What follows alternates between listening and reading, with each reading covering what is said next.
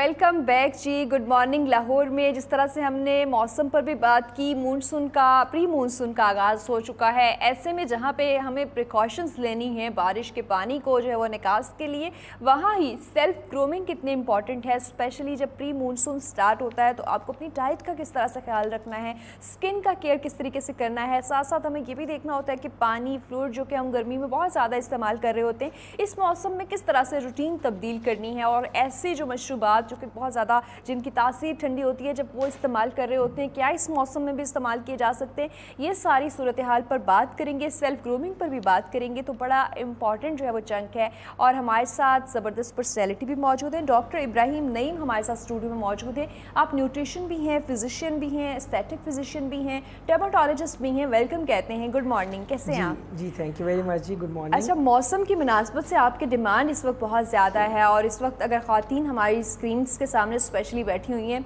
तो वो जानना चाहती हैं कि स्किन को फ्रेश कैसे रखा जाए। मौसम तब्दील हो रहा है, ये जो नमी वाला मौसम है जिसे हम मानसून कहते हैं, इसमें बेसिक जो केयर है, सबसे पहले हमें अपनी डाइट या अगर स्किन केयर की बात करें, क्या तब्दीली लानी चाहिए? जी, आपका सवाल बहुत रेलेवेंट है। सबसे पहले तो ये जो सीज़न है इसमें चूँकि गर्मी का मौसम है, तो गर्मी में जो सबसे मेन चीज़ है वो है ऑयलीनेस। स्किन में आपकी जिल्द जो है वो ज़्यादा ऑयली हो जाती है, ठीक है।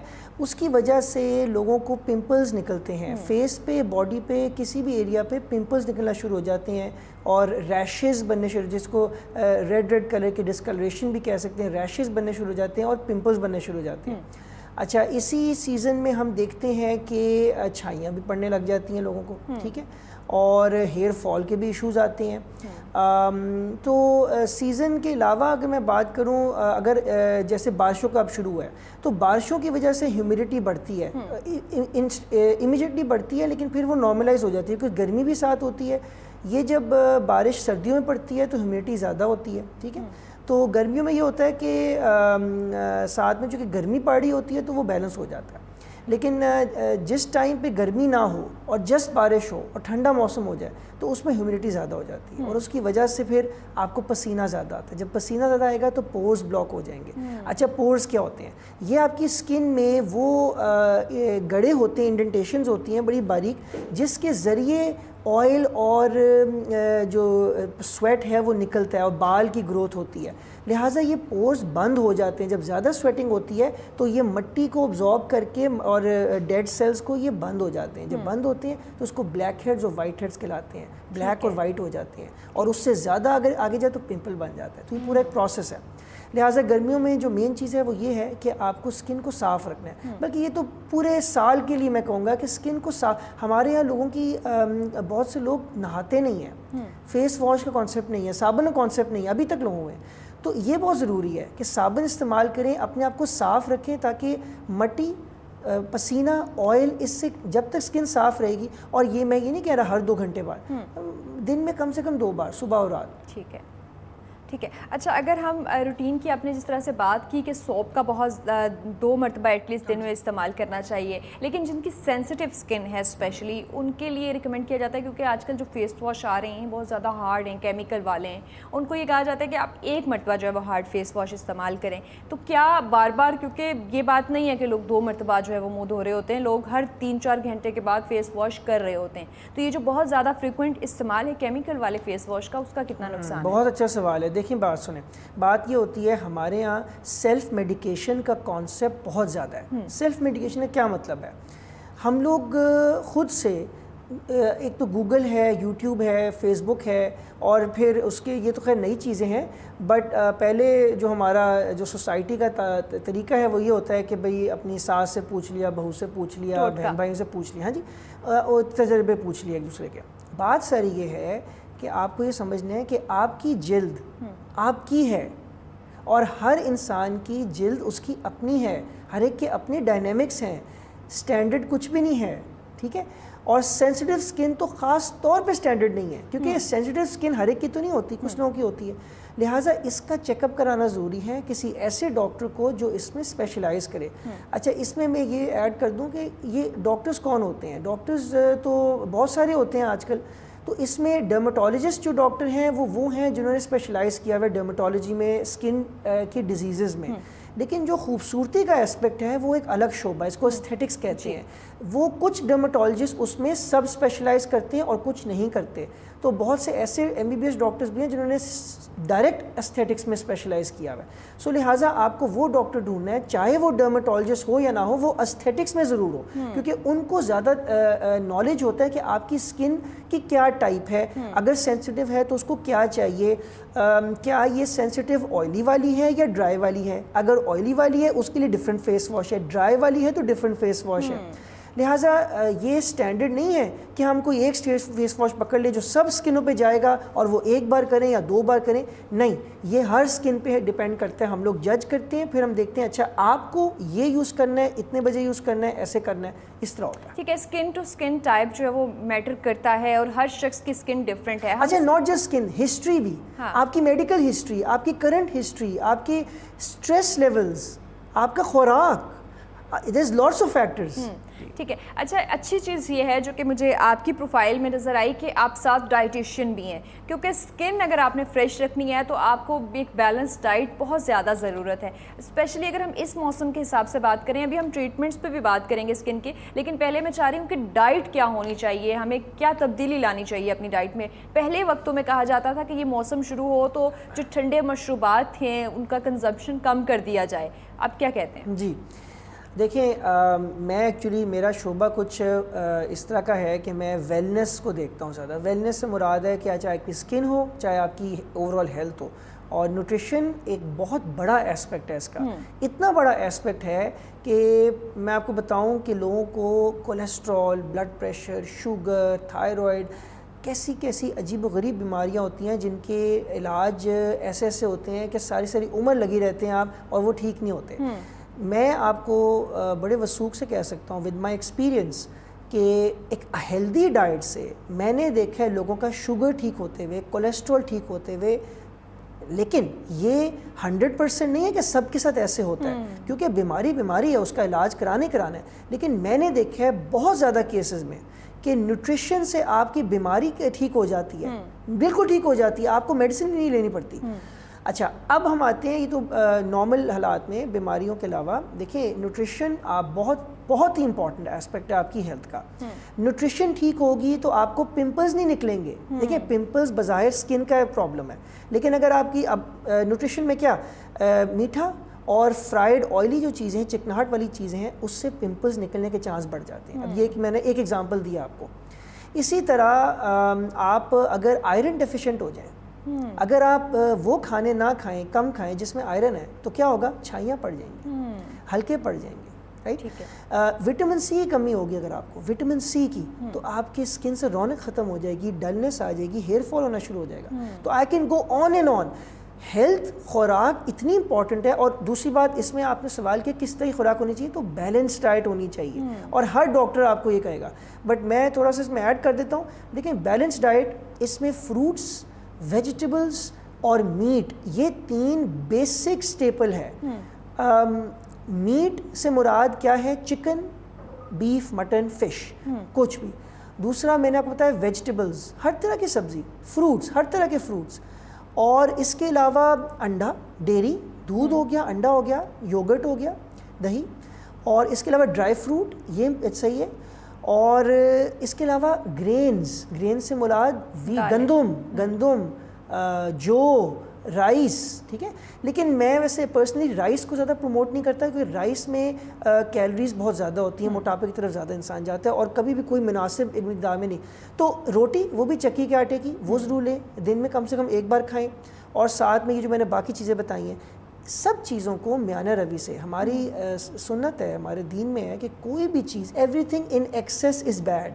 कोई भी चीज़ ज़्यादा, आप रोटी भी ज़्यादा खाएंगे बुरा है, आप फ्रूट ज़्यादा लेंगे बुरा है। कोई भी चीज़ आप एक्सेस में ना लें, म्याना रवि से बैलेंस डाइट रखें, और जंक फूड खा सकते हैं लेकिन कम से कम रखें। ये ना हो कि सुबह भी जंक, दोपहर भी जंक, रात भी जंक। अच्छा, जंक के साथ जो एक बड़ी ख़तरनाक चीज़ हमारी आदत बन चुकी हुई है, कोला ड्रिंक्स, उसका कितना ख़तरनाक असर होता है? देखिए, कोला का प्रॉब्लम ये है कि इसमें शुगर होती है।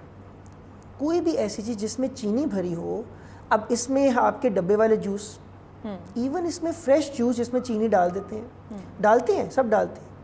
कोई भी चीज़ में चीनी होगी ना वो आपकी सेहत के लिए इसलिए अच्छा नहीं है क्योंकि वो एकदम से मोटापा करेगी। चीनी क्या है? चीनी एनर्जी है।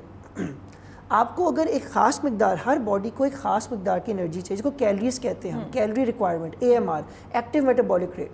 हर बॉडी का एक एक्टिव मेटाबॉलिक रेट है। लेट्स से फॉर एग्जांपल आपका 2000 है, हम अगर आप 2000 से ज़्यादा खाएंगी तो एक्स्ट्रा कैलोरीज कहाँ जाएंगी? वो फैट में कन्वर्ट होके चर्बी चढ़ जाएगी जिसम में। Fat is the backup source of energy, it is the reserve. So जो कार्ब्स हैं वो फैट में कन्वर्ट हो जाते हैं एक्स्ट्रा। इसलिए कुछ भी, प्रोटीन भी एक्स्ट्रा हो, कार्ब भी एक्स्ट्रा हो, फैट जो भी चीज़ एक्स्ट्रा होगी वो उसमें ऐड। लिहाजा जो कैलोरी रिक्वायरमेंट है उतना या उससे कम रहेंगे तो वेट मेंटेन या वेट लॉस होगा। सो शुगर का मसला ये है कि चीनी, सोडास, कोलास होगी, फ्रूट्स, इवन फ्रूट्स में चीनी काफ़ी होती है, इसलिए हम कहते हैं फ्रूट एक खाया जाए एक टाइम पे, ज़्यादा ना खाया जाए। ये सारी चीज़ें कैलोरी ज़्यादा होंगी आपकी इसकी वजह से। इसलिए आप खा सकते हैं, ले सकते हैं, लेकिन म्याना रवि से और ज़्यादा में। अच्छा, दूसरा प्रॉब्लम ये है शुगर का, कोलास का, कि इससे एडिक्शन होती है। एडिक्शन वो एडिक्शन नहीं जो उससे होती है ड्रग से, ये वो एडिक्शन है कि आपके जहन को एक शौक चढ़ जाता है इसका। एंड आप खुद सोचें, जब आप कुछ भी मीठा लेते हैं क्या दिल भरता है आपका? नहीं भरता। मजीद की क्रेविंग होती है। मजीद ही क्रेविंग होती है। आप ये कहते हैं एक ज़रा सा मैं और पी लूँ, एक ग्लास और पी लूँ। वो एक ग्लास और में बेतहाशा कैलोरीज होती हैं, तो वो आप अपनी रिक्वायरमेंट से ऊपर चले जाते हैं। That is a problem with और शुगर। उसकी वजह से आप खाना भी ज़्यादा शुरू कर देते हैं। हाँ, दूसरी चीज़ें वो आप एक तो ऑलरेडी वो ज़्यादा थी, उसको उसकी क्रेविंग की वजह से और ले लिया। सो वो एक साइकिल है। इसलिए जब मैं वेट लॉस पे गाइड करता हूँ ना पेशेंट्स को, प्लान्स बनाता हूँ, डाइट प्लान्स, तो फिर मैं उसमें शुगर ना होने के बराबर कर देता हूँ। ठीक है। मैं कॉम्प्लेक्स कार्ब्स से चला जाता हूँ। कॉम्प्लेक्स कार्ब्स वो कार्ब्स हैं, ये शुगर को कार्ब्स कहते हैं ना मेडिकल साइंस में। कार्बोहाइड्रेट दो तरह की हैं, सिंपल और कॉम्प्लेक्स। सिंपल कार्ब्स चीनी का नाम है, सिंपल कार्ब्स, या शहद का। तो जो कॉम्प्लेक्स कार्ब्स हैं वो भी कार्ब्स है, लेकिन वो क्या है? जैसे रोटी हो गई, जैसे चावल हो गए, ठीक है, ये कॉम्प्लेक्स जो हो गया, जिसमें कुछ पोर्शन होता है जिसमें कार्ब्स है लेकिन उसमें फाइबर भी है। उस फाइबर की वजह से फिलिंग इफेक्ट आ जाता है। यू सी, कॉम्प्लेक्स कार्ब्स से दिल भर जाता है। कार्ब्स दोनों चीनी है, लेकिन एक चीनी से दिल भर है, एक से दिल नहीं भर रहा। जिससे दिल नहीं भर रहा वो आप ज़्यादा खा जाएंगे। ठीक है। अच्छा, बड़ा इंपॉर्टेंट ये भी पॉइंट था कि आपने अपनी डाइट को बहुत ज़्यादा बैलेंस रखना है। अगर हम ट्रीटमेंट्स की जानिब आएँ, क्योंकि आप जो है वो एस्थेटिक में भी फिजिशियन हैं, तो अगर जो आजकल ट्रेंडिंग ट्रीटमेंट्स हैं उन पे ज़रा बात कीजिएगा, और कौन से ऐसे ट्रीटमेंट्स हैं जो कि कब हम पाया जाता है कि शायद इनका बहुत अच्छा असर होगा लेकिन वो लोगों पर ज़्यादा अच्छा असर नहीं रखते। अच्छा, मैं इसको स्टार्ट करूँगा। इसका तो आजकल बहुत चर्चा है ना, एस्थेटिक्स का तो हर कोने कोने में क्लिनिक खुल गया। तो इसलिए मेरे लिए बड़ा ज़रूरी है कि मैं सबसे पहले before starting to talk about treatments मैं ये क्लियर कर दूं कि एस्थेटिक्स का जो शोबा है ये सिर्फ़ और सिर्फ मशीन या टेक्नोलॉजी डिपेंडेंट नहीं है। ठीक है। क्या मतलब? ये डॉक्टर डिपेंडेंट और नॉलेज डिपेंडेंट और टेक्निक डिपेंडेंट है। यस, ये मैं फॉर एग्जांपल देखें, एक हाइड्रा फेशियल लेते हैं। हाइड्रा फेशियल एक आजकल लेटेस्ट फेशियल है, ठीक है। हाइड्रा फेशियल एक ही तरह से दो लोगों पे किया जाए तो मुख्तलिफ रिजल्ट आता है। ठीक है, ठीक है। और हाइड्रा फेशियल दो लोग जब करते हैं दोनों का डिफरेंट रिजल्ट आ रहा होता है। अब ये मैंने दो बातें की हैं। एक ही तरह से एक बंदा दो पेशेंट्स पे करेगा, डिफरेंट रिजल्ट आएगा। और दूसरी बात मैंने की है कि दो लोग इस प्रोसीजर को एक ही तरह करेंगे तो उन दोनों का रिजल्ट जो है वो डिफरेंट। लिहाजा हाइड्रा, ये सारे ट्रीटमेंट्स जिसकी मैं अभी बात करूँगा ये डिपेंडेंट है उस डॉक्टर पे, उसकी टेक्निक पे और उसके तजर्बे पे। ठीक है।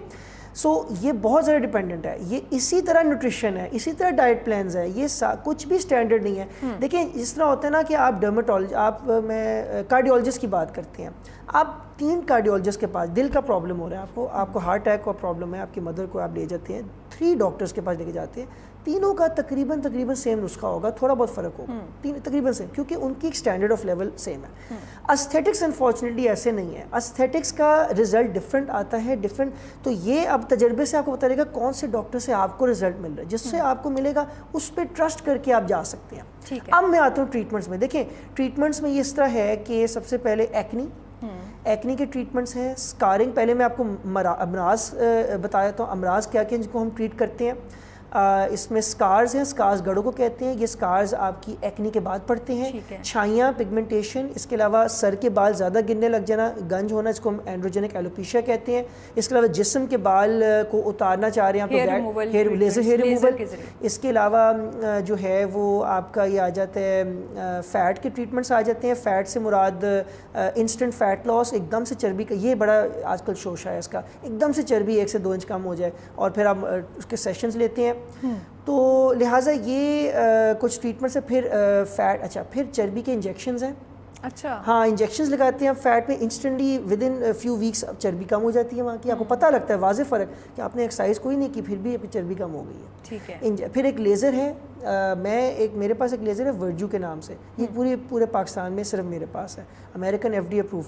ये 1 इंच चर्बी 40 मिनट्स में कम कर देती है। ठीक है, लेज़र ट्रीटमेंट है। लिहाजा ये सारे अमराज हैं। ट्रीटमेंट्स इसी तरह लेज़र की होती हैं। माइक्रो नीडलिंग, मीज़ोथेरेपी, ये एक टेक्निक है जिससे हम फेस के ग्लो के लिए होता है, और ये स्कार्स के लिए होता है PRP से हेयर लॉस हम ट्रीट करते हैं। इसी तरह केमिकल पील, इससे छाइयाँ ठीक होती हैं, एक्नी ठीक होती है। इससे प्लाज्मा पेन, इससे जो मोल्स नहीं होते आपके ब्लैक कलर के मोल्स निकल आते हैं उसको हम रिमूव करते हैं। अंडर आई जो आपके डार्क सर्कल्स हैं उसके लिए हम PRP इंजेक्ट करते हैं। उसके अलावा shaping, Botox, fillers and threads, ये बड़े इन हैं आजकल कि एकदम से आपके ये अंदर स्किन गई हुई है, इसको बाहर निकाल देना फिलर के ज़रिए, स्किन सैक करिए, उसको खींच देना ऊपर थ्रेड्स के ज़रिए। बोटॉक्स से ये जो आपके लाइंस हैं इनको लूज़ करके रिंकल्स ख़त्म कर देना और एकदम से आपको 10-15 साल यंग लुक दे देना। ये सारे ट्रीटमेंट्स हैं जो हम करते हैं, और मेरा ख्याल है इस वक्त मेरे जहन में जो एकदम से आ रहे हैं वो यही है, और भी बेतहाशा हैं जो हम करते हैं। ठीक है। अच्छा, अगर हम थोड़ा सा 2-3 चीज़ों को डिस्कस कर लें, क्योंकि बहुत सी ऐसे चीज़ें हैं कि ये तो ज़रूरत नहीं है हर आदमी की, किसी को स्किन टाइट करानी है और एक्स्ट्रा कोई body shape, face shape change करानी है, वो हर एक की ज़रूरत नहीं है। लेकिन कुछ ऐसी बेसिक चीज़ें हैं जैसे लेज़र हेयर रिमूवल, फेस के अगर एक्स्ट्रा ऑर्डनरी किसी के फेस पे हेयर्स हैं तो उसको ये ज़रूरत पड़ती है। इसी तरह से एक्नी स्कार्स रिमूव कराना, पिगमेंटेशन, ये वो चीज़ें हैं जो कि तकरीबन हर ख़ास आम को किसी बहुत ज़्यादा एलीट क्लास या लोअर क्लास से ताल्लुक़ रखने वाले लोगों को ज़रूरत पड़ जाती है। तो इनकी आसान ट्रीटमेंट्स क्या हैं, क्या इनका असर होता है? जी देखिए, सबसे पहले आपने बात की है स्कार्स, पिगमेंटेशन और हेयर की, है ना, इन 3 चीज़ों की बात की है। इन तीनों के इलाज हैं, इन तीनों के ट्रीटमेंट्स हैं। लेकिन मैं आपको ये बताऊं कि इसमें आपने एक जुमला और बोला, मिडिल क्लास की बात की आपने, कि हमारे मिडिल क्लास को बिल्कुल ज़रूरत होती है। देखिए, शादियों के टाइम पे होती है ना। हाँ। ख़ास तौर पे आपकी शादी आ रही है और आपके गड़े पड़े हुए, ख़ासतौर पे इवन अब तो मर्द भी आते हैं, तो इतने बड़े स्कारिंग और बुरा लग रहा होता है, शादी नहीं हो रही, ब्याह नहीं हो रहा होता। बात ये है कि ये ज़रूरत बन गई है। लोग पहले कहते थे कि नहीं ये तो ऐसे ही बस वो दिल करे तो करा लो, पैसे है तो करा लो।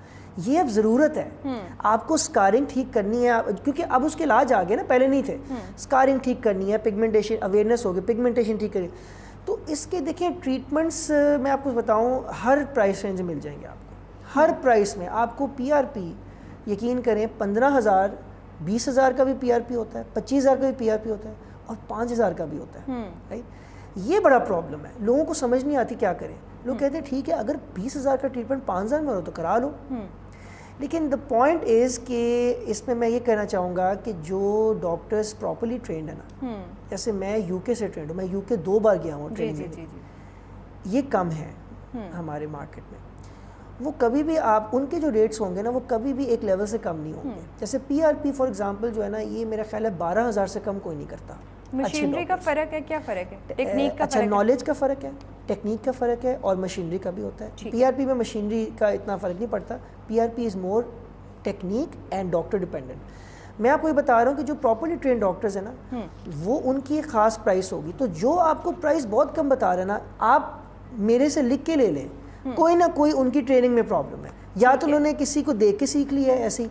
ठीक है, और स्किन और आपकी जो है वो, अगर आपने डाइट का या किसी चीज़ को ट्रीट करना है तो बड़ा इंपॉर्टेंट है कि आप एक रिलायबल पर्सन की तरफ जाओ। जिस तरह हम पहले स्टार्ट में मैंने आपको बताया था कि आज तक हम किसी डर्माटोलॉजिस्ट पे उस तरह से रिलाई नहीं कर सके, ट्रस्ट लेवल ही बिल्ड नहीं कर सकते। बहुत शुक्रिया आपका, आपने बड़े इंपॉर्टेंट पॉइंट्स को बड़े अच्छे तरीके से हाईलाइट किया। और अगर हम इसको कंक्लूड करें तो अगर हमें अपने स्किन ट्रीटमेंट की तरफ जाना है, डाइट प्लान्स बनाने हैं, सेल्फ ग्रूमिंग का ख्याल आता है, तो किसी जो वो कहते हैं ना कि किसी अनट्रेंड बंदे के पास ना जाएं, नीम हकीम के पास ना जाएं, बल्कि कोशिश करें कि ऑथेंटिक लोग जिनके पास डिग्रीज हैं, टेक्निक्स हैं, जिन्होंने कहीं से सीखा हुआ है, उनसे जाके कंसल्ट करें। इस तरीके से आप अपनी स्किन या अपनी जो है वो डाइट के साथ एक खिलवाड़ करना होता है, उससे बच सकते हैं। नाज़रीन, आज के प्रोग्राम का ख़त्म हो चुका है वक्त। कल हाजिर होंगे नए टॉपिक के साथ। इजाज़त दीजिए, अल्लाह हाफ़िज़।